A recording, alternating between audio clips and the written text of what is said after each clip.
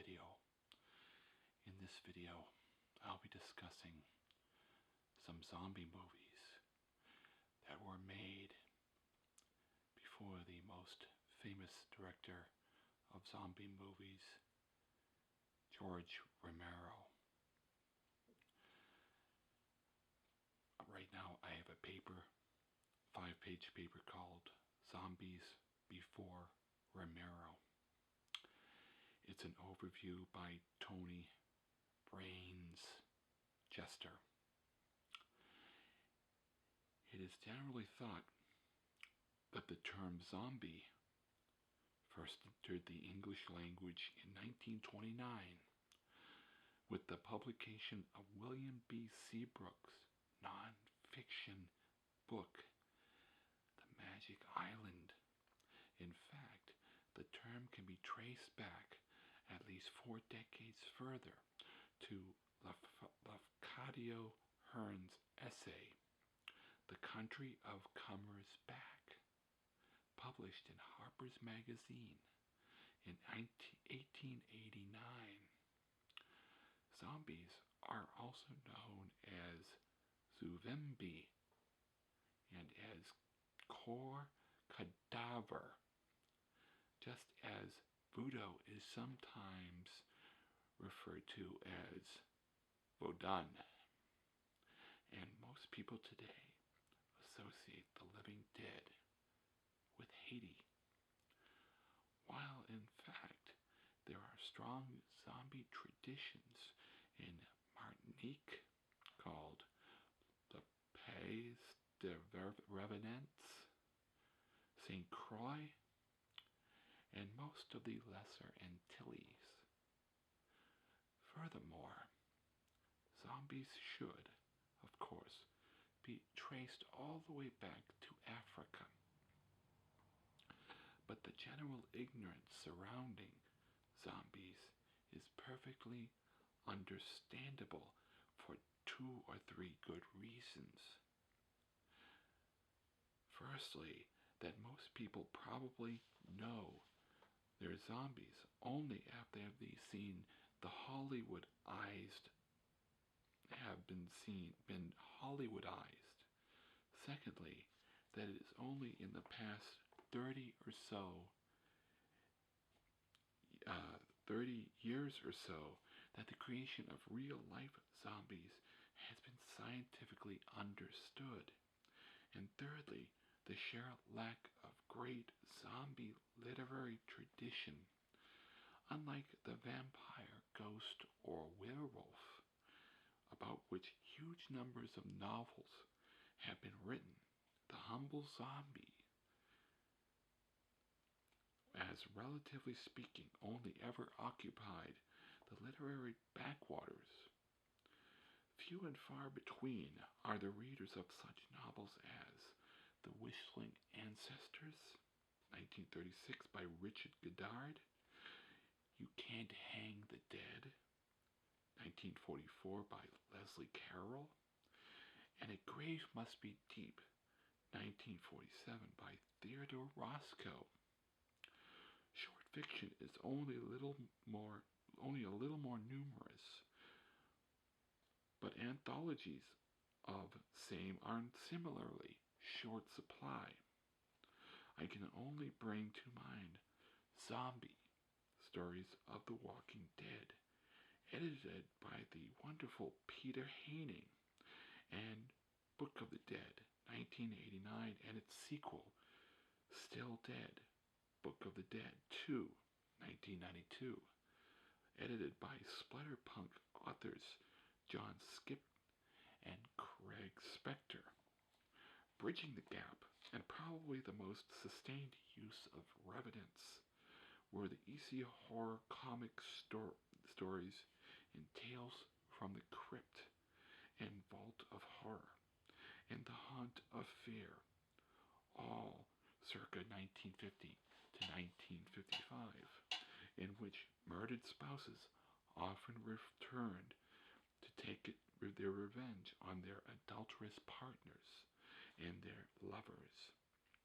It is not surprising, therefore, that most zombie lovers get their fix from the films, and these generally fall into one or of two categories, which, for the sake of convenience, we may as well refer to as Before and After Romero, BR and AR, from now on. One general rule for distinguishing zombies BR from those AR, bearing in mind that there are always exceptions, is that those born BR are generally the product of witchcraft and supernatural forces, while those from AR are the result of scientific means, be it radiation, chemicals, or chemical direct intervention, i.e., the reanimation of dead tissue through some scientific method, usually involving electricity. Even before science fictional take on zombies with the excellent 1984 novel Green Eyes by the brilliant Lucius Shepard. But even this distinction is misleading once you think about it. The creation of real zombies, while embedded in the use of sorcerer's ritual, is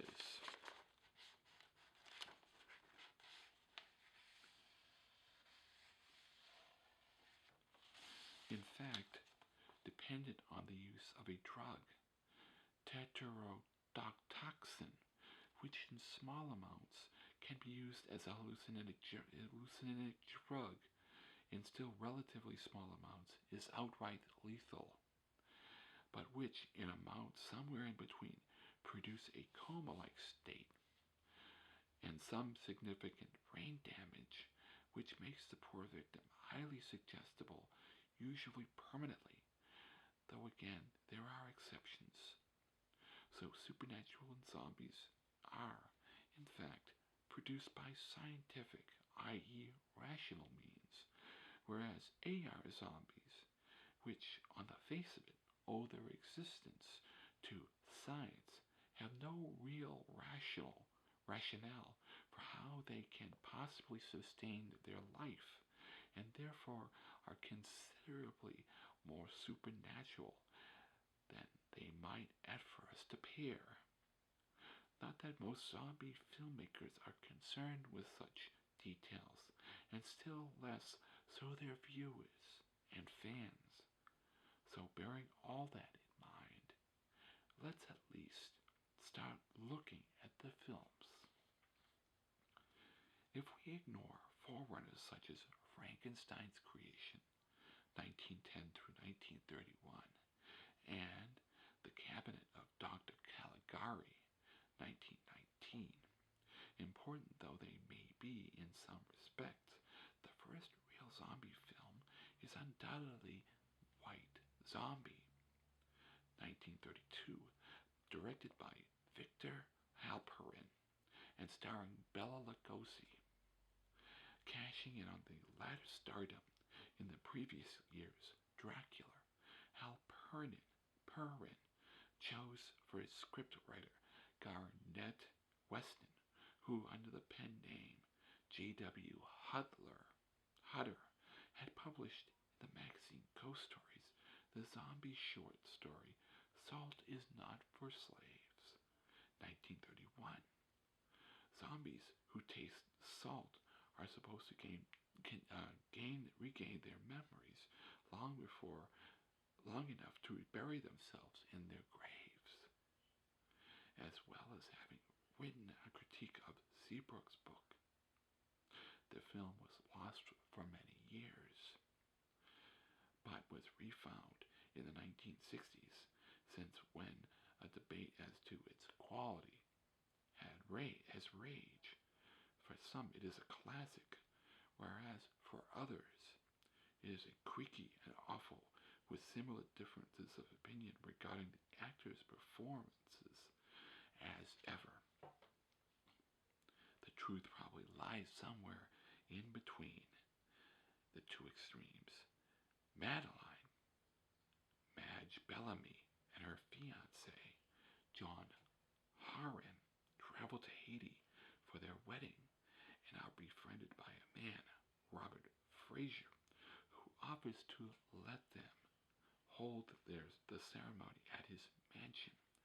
But the man wants Madeline for himself, and to this end enlists the aid of Murder Legendre Lugosi, who supplies zombie labor for the local mills. With the aid of voodoo and a poisoned flower, Legendre turns Madeline into a zombie, but double-crosses the man who commissioned him, deciding to keep the girl for himself. The grief-stricken fiancé tracks Legendre to Clifftop Castle, where eventually the bad guys fall over the edge and Madeline regains her independence.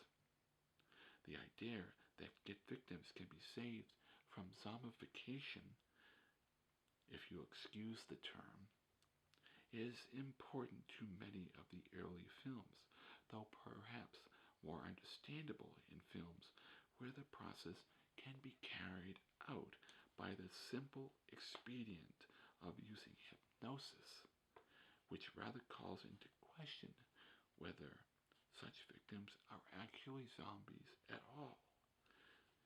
But be that as it may, the film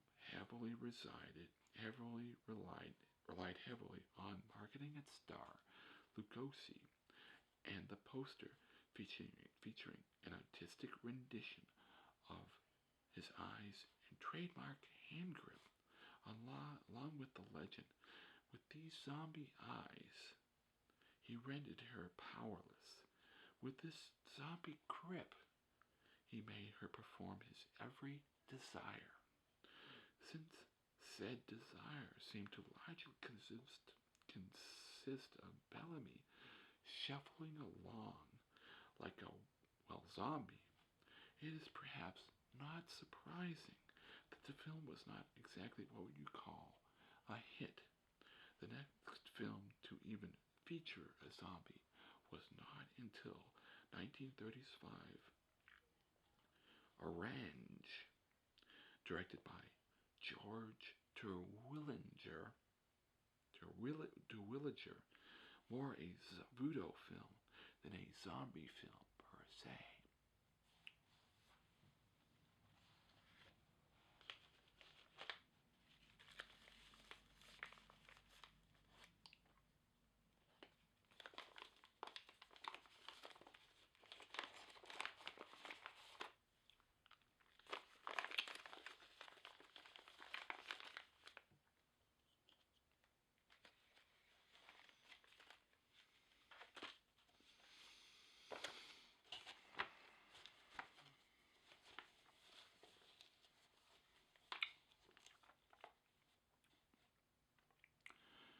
Halperin returned to zombies in 1936 with the frankly awful Revolt of the Zombies, which remains interesting only as the first film to look at the weaponization of zombies. The efficacy of zombie troops is proved during World War I along the Franco-Austrian border. So a soldier, Dean Jagger, is sent to Cambodia to recover the formula for creating zombies. However, his desire for a girl, Dorothy Stone, who he cannot have due to her love for another man, Robert Nolan, causes him to abuse his newfound power and raise a zombie army of his own. Eventually, he realizes what a cad he's become and kills himself. A better film from 1936, though perhaps not strictly speaking a zombie film, is the aptly titled The Walking Dead, directed by Michael Curtiz and starring Boris Karloff. Framed for a murder he did not commit, Karloff is electrocuted, then brought back to life as a blank-eyed, hollow-faced cadaver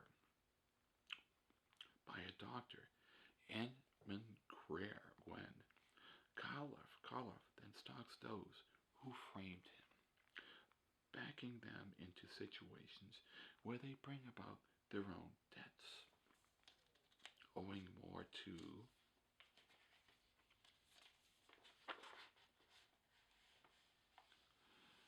Frankenstein than zombie lore. Corpses continue to be revived by electricity. For example, in The Face at the Window, director George King, and Return of Dr. X, 1939, director Vincent Sherman, probably the only horror film to feature Humphrey Bogart. But these films can safely be ignored, at least as far as zombies are concerned. Though a zombie was featured in the 1940 film The Ghost Breakers, director George Marshall. The next real zombie film was King of the Zombies, 1941, directed by John Yarborough. Some military types, Dick Purcell and John Archer, crash land on a remote island, along with their comic relief black servant, the excellent Mantan Moreland. Easily the best thing about this film. To discover a bad guy, Henry Victor, creating zombie slaves for the Nazis.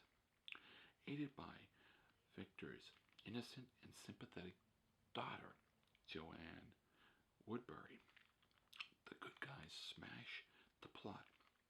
A near remake, Revenge of the Zombies, 1943, director Steve Zecchini, also featured Moreland. But this time, the bad guy is played by John Carradine, his zombified wife by Zita Ann Borg, and the hero and heroine by Robert Lowry and Gail Storm. Once again, the zombifying is done in the service of Nazis, but Borg emerges as the real heroine, leading a zombie revolt against her husband. Though the better of the two films, this low-budget programmer was actually commissioned in the wake of a zombie classic, I Walked with a Zombie, 1943. It is hard to avoid using the term masterpiece when considering the films of producer and writer Val Lewton and director Jacques Tourneur, for that is what they are. They have previously collaborated on the 1942 film Cat People, a classic of its kind, and they combined again stunning effect in I Walked with a Zombie, scripted by Kurt Siodmak and Ardell Ray. The film is loosely based on a series of newspaper articles by American journalist Inez Wallace, with thematic borrowings from Charlotte Bronte's Jane Eyre. A nurse, Frances D., is looking after a sick woman, Christine Gordon, on the island of St. Sebastian. She seems almost catatonic, or perhaps somnambulistic, and the nurse thinks it might help her to attend a voodoo ceremony. Things are further complicated.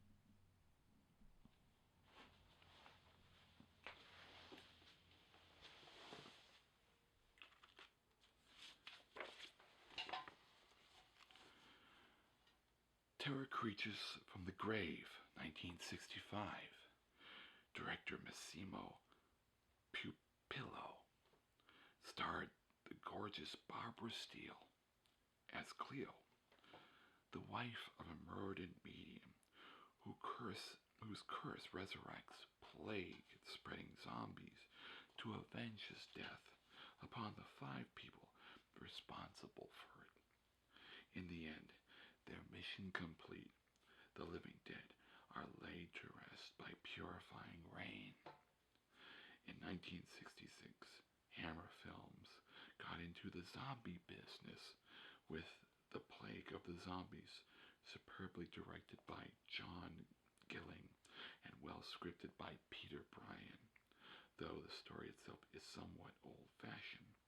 Dr. Sir James Forbes, Andre Morell, and his daughter Sylvia visit a remote village in Cornwall to help the local practitioner Peter Thompson Brooke Williams, who thinks he has uncovered a rare malady.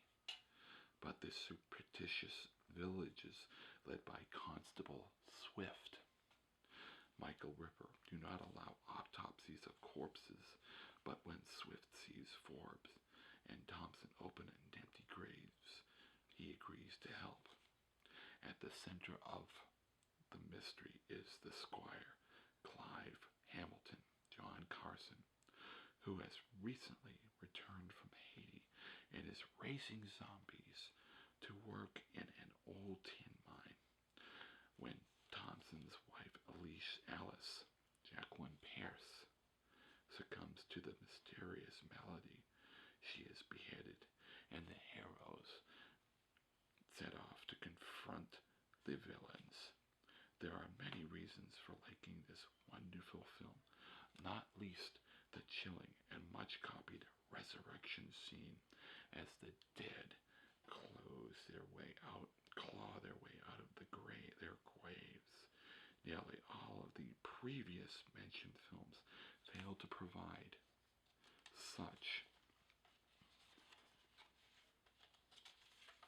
a moment because the zombies are either living victims or are produced in a laboratory.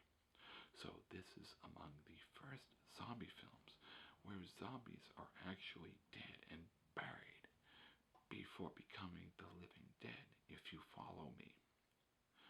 1967 was zombie free. But in 1968 came one of the most successful independent low-budget films of all time. I refer, of course, to the hugely influential Night of the Living Dead by George Romero. And that concludes my reading of this paper.